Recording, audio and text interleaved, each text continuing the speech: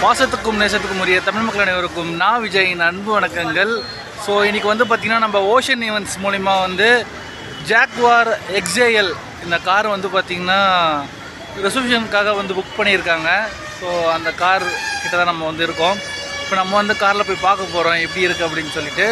இங்கே வந்து பார்த்திங்கன்னா மாதாவரத்தில் வந்து பார்த்திங்கன்னா ஒரு கிராண்ட் ரிசப்ஷன். ஸோ அதுக்காக தான் வந்திருக்கோம்.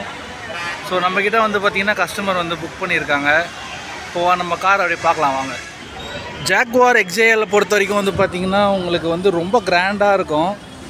இந்த மண்டபம் வந்து பார்த்திங்கன்னா கொஞ்சம் ஓரளவுக்கு பெரிய மண்டபம் தான்.